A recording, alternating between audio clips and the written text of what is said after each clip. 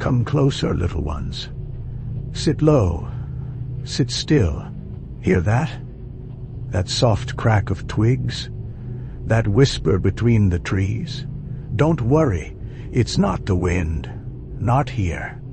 Not where the light walks.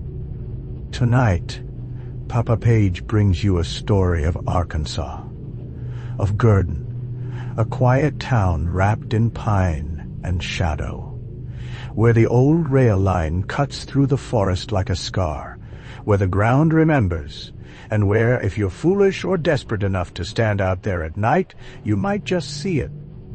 The light. They call it the Gurdon light. It doesn't burn like fire, doesn't flicker like a lantern. It floats, gliding above the abandoned tracks, swinging like it's held by an unseen hand. Sometimes it's blue, sometimes orange, always moving, always marching. And it's been there for as long as anyone can remember. The old folks say it began in the 1930s.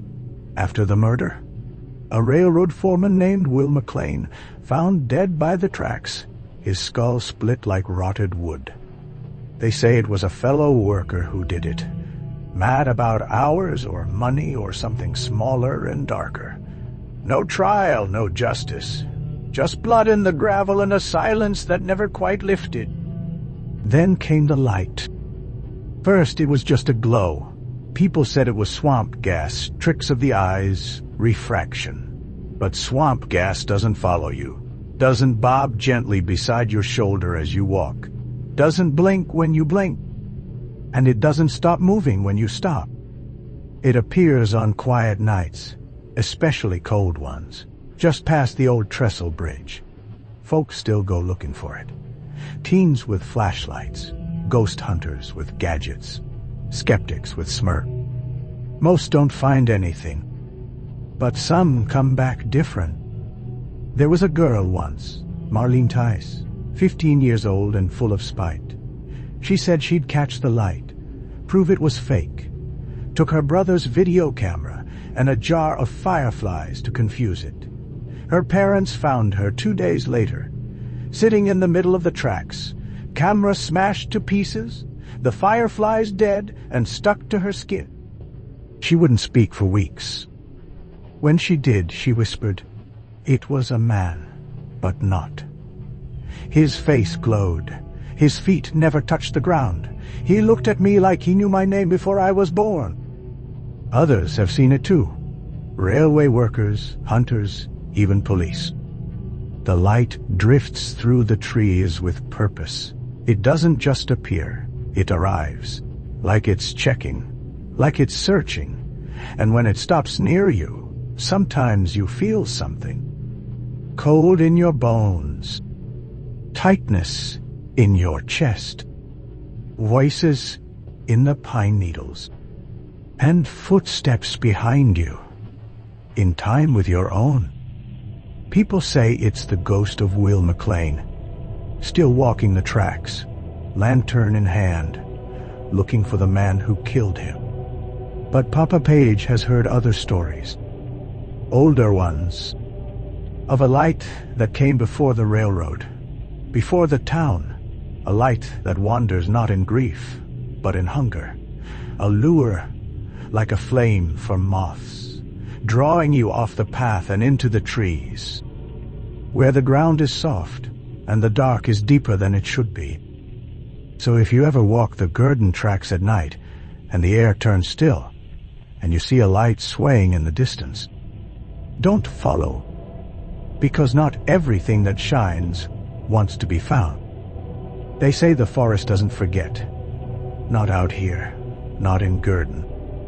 The trees along the old tracks grow strange, taller than they should, limbs twisted like arms, reaching towards something long gone. The air under their canopy is always damp, always quiet, as if the whole place is holding its breath. Locals say the light moves differently when it's angry. It flashes, darts between the trees, pulses like a heartbeat, and it never shows in the same place twice. Back in 1947, two railroad men, Joseph Niles and Curtis Redd, were sent to inspect a stretch of damaged rail. They left at dusk, planning to return before dark. Only one came back. Curtis. He was covered in pine needles, coat torn, lantern shattered. He wouldn't stop shaking. They said his pupils were wide as nickels, and he couldn't stop mumbling. "It came off the rail," he kept saying. "It walked on the wood like it was water." Joe told it to stop. It listened. Then it smiled. They found Joseph 2 days later, 20 feet off the tracks. No wounds, no marks. Eyes wide open. Mouth frozen mid-scream. There wasn't enough blood in his body to explain how he died. And just above his body, on a branch bent low with age, pine needles were singed at the tips, like something hot had floated there. The forest remembered. That's why old-timers don't take shortcuts through it. Why the kids in town tell each other to hold their breath when crossing the tracks. Just in case the light is near. If you breathe while it's watching, they say, it breathes you back. There's a story about a preacher named Amos Hart who tried to banish the light back in the 60s. He took his congregation into the woods one night, Bibles in hand, songs in their throats. They marched to the tracks, lanterns high. I marched to the tracks. "Witnesses," said the light came almost instantly. Not one light. 3, blue, red, and gold, moving in slow spirals, weaving between the trees like dancers. The singing stopped, the Bibles dropped, and one by one, the people turned and walked into the wood. They were found at dawn, huddled in a ring, heads tilted up at the sky, eyes wide and glassy. Only Amos remained standing. He never preached again, dug a hole behind his church, filled it with every cross and candle, poured kerosene, and lit it aflame. When asked why, he only said, "We brought God into something older than him." Now they say if you're quiet enough, you can hear singing in the pines, soft, broken, off-key. And if the light hears you listening, it might just come to finish the hymn. So when you walk near Gurdon, keep your voice low and your heart steady, because the trees remember footsteps, and the light remembers faces. Not all who see the light follow it. Some try to trap it. Fools, fools. In the fall of 1981, a man named Clyde Boone came to Gurdon with a plan. He'd heard the stories, read the articles, seen the blurry photos clipped from newspapers. He wasn't scared. He was curious. And more than that, he was greedy. He called himself a paranormal engineer, whatever that meant. Built a cage of iron rods and copper wiring, claimed it would catch electromagnetic anomalies. Locals laughed, but Clyde didn't care. He set up his device right on the tracks, just past mile marker 12, and waited. He didn't wait long. That night, folks in town reported a power flicker. Streetlights dimmed, radios hissed, dogs barked themselves hoarse. And in the forest, something cracked to stillness. Clyde's recorder was found melted, his cage twisted into a shape no metal should bend into, his body not far off. Burned, yes, but not from the outside. His skin was intact, but his bones had turned black and brittle, like overcooked wood. The autopsy report said it looked as if the fire had started inside him. The last entry in his journal read, "The lantern blinked, like it saw me." After that, no one tried to capture the light again. But it didn't stop coming. Sometimes it waits on the tracks, swaying gently, like a man with nowhere left to go. Other times it darts, faster than eyes can follow, just past your shoulder. And some nights, it's not just one light. It's many. Some have seen a figure holding the light, a silhouette blurred at the edges, as if it's not fully there.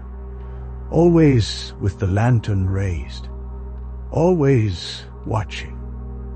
But no one's ever seen a face, and the feet, they never touch the ground. There's a story passed between old track workers, never written down, that the light isn't a ghost at all.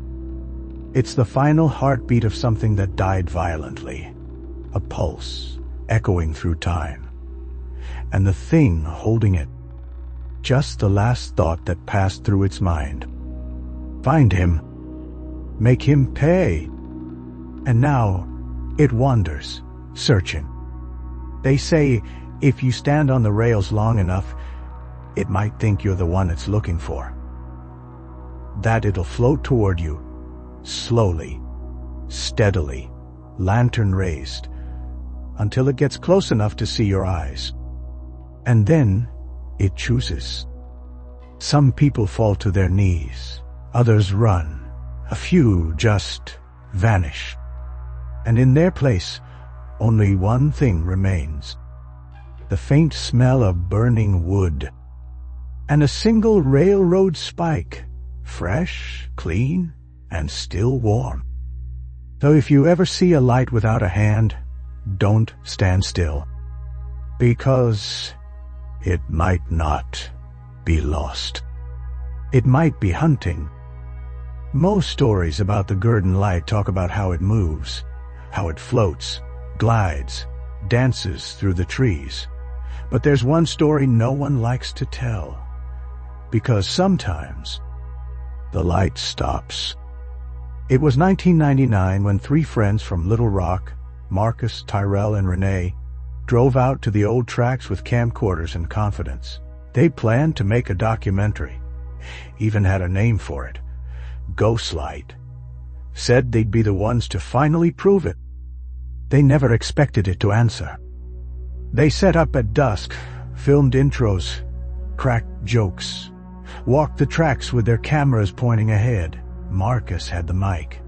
Tyrell handled lights. Renee watched their backs. Then the battery pack started draining.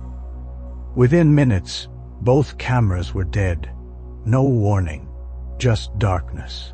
Tyrell's flashlight flickered, then died too.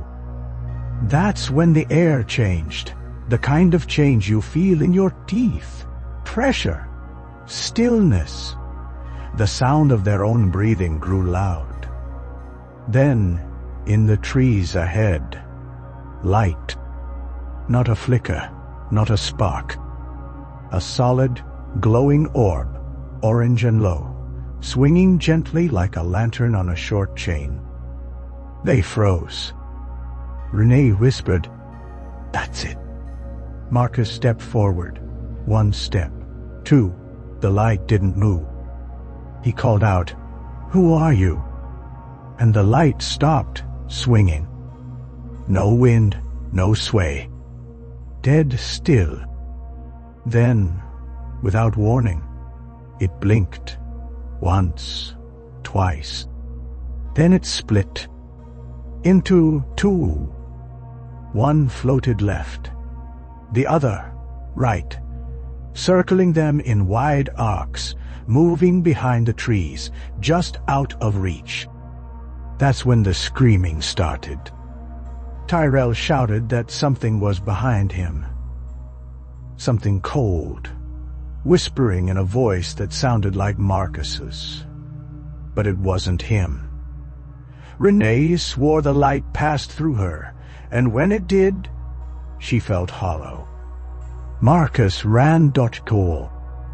He made it to the road, flagged down a passing truck, screaming about lights and voices and faces in the trees. The others were found the next morning.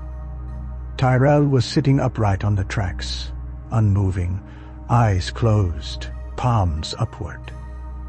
His lips were burned. Renee was deeper in the woods, curled into a knot, whispering a nursery rhyme over and over, but no one recognized the words.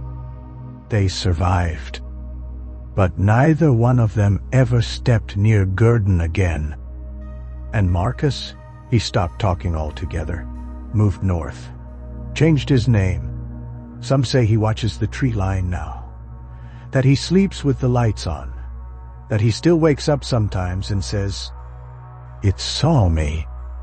Because when the lantern stops, it means it's not checking anymore.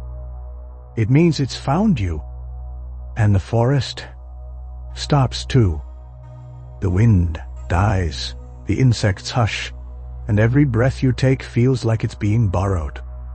So if you ever see the light not swinging, not drifting, but frozen in place, staring, don't move, don't speak, and whatever you do, don't blink. It's one thing to go looking for the Gurdon light. It's another when it comes looking for you. They say some people hear it before they see it, a soft metallic clink, like chains brushing iron, or the distant ring of a hammer on steel. Faint at first, almost imagined, but once you hear it, it doesn't stop.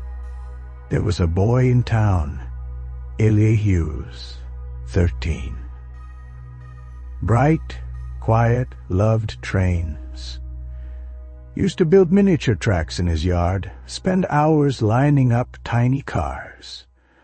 Never caused trouble. Until the night he started walking. His parents said it began on the first cold snap in October. They'd find him standing at the edge of the woods behind their house, barefoot, pajamas soaked in dew, eyes open but blank, always facing the same direction, toward the old rail bed, long since overgrown. They locked the doors, hid the keys. Still, he found a way out. Then came the bruises, long, narrow ones along his arms, like he'd been grabbed by something too smooth to be human. When asked what happened, he just said, "I was following the man with the lantern."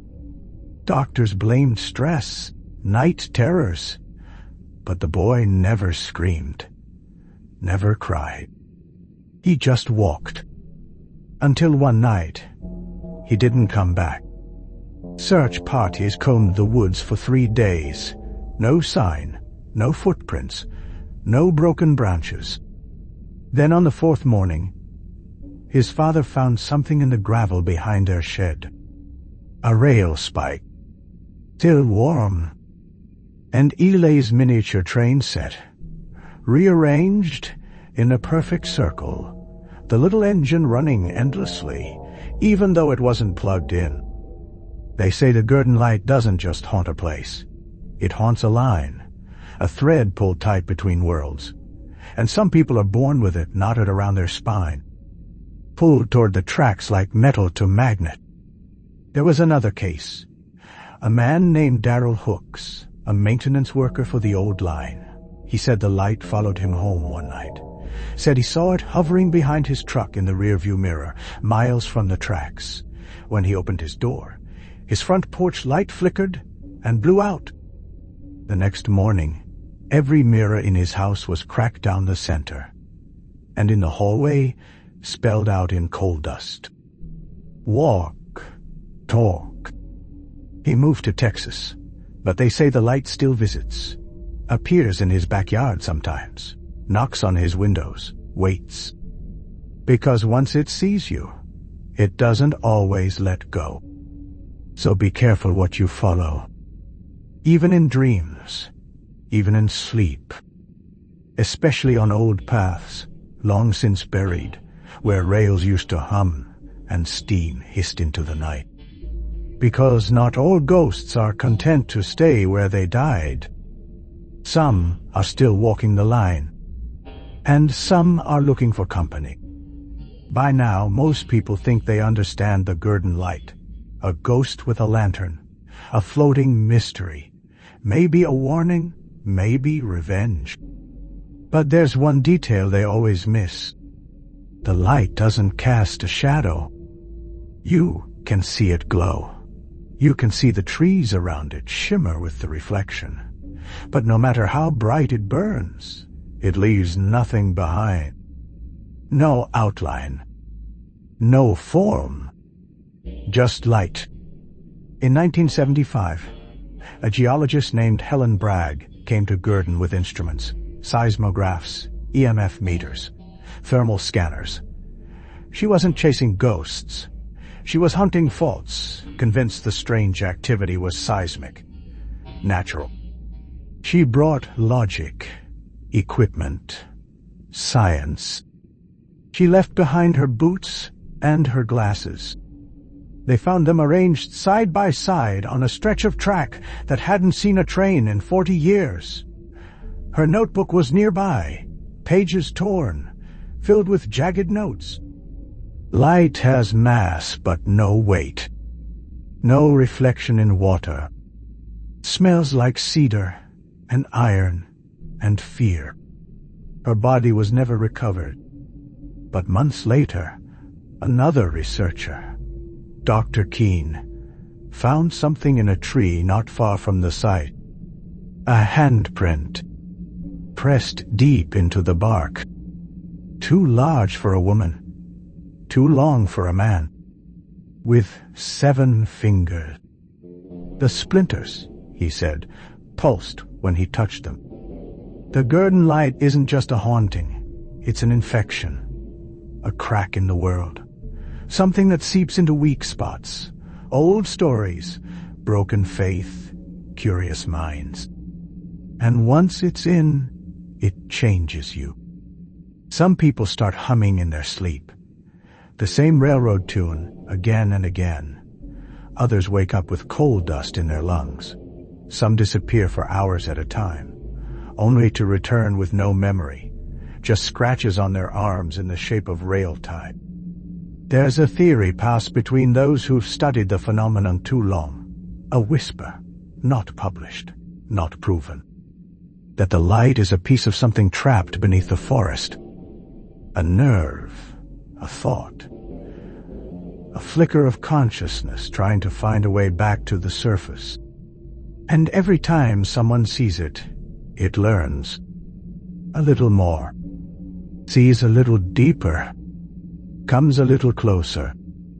So if you're ever out in the woods and the trees go still, and your flashlight dies, and you feel a heat without a source, don't look for the light, because if you see it too clearly, if you try to understand it, it might see through you, and you'll never cast a shadow again. Some folks say the Gurdon light will vanish one day, that when the last of the old rails rusts into dust and the forest swallows the ties, it'll fade for good. But Papapage knows better. Things like this don't end. They wait. There's one last tale, and it comes from the edge of forgetting. The kind of story that isn't told in words, but in whispers, in the spaces between them. In 2012, a maintenance crew was assigned to remove a section of track that cut through a stretch of unused woods just outside Gurdon. Final clearing. Last stage of the line's erasure. They started early, moved fast, until the sun dipped low. Then the air grew heavy. Birds stopped singing, radios gave nothing but static, and the shadows began to stretch long and thin. Too long. The team lead, a man named Barker, ordered the work shut down. Something didn't feel right. They packed up. All except one. His name was Lowell Nash, a quiet worker, didn't say much. But that day, something in him changed. He told the others he was going to walk the line, just for a moment. They never saw him again. Only his hat was found, sitting on the last remaining rail, and beside it a handprint scorched into the iron. Long, thin, too precise to be human. That night, the crew heard something. The sound of a lantern swinging. A low hum, like a distant engine on tracks, long gone. And footsteps. Not one set, dozens. Walking the line. One by one, the crew left the job, refused to return. The company shut the project down, said it was structural instability. But we know the truth, don't we? Some tracks you don't tear up, because they don't belong to us. The Gurdon light still walks that path.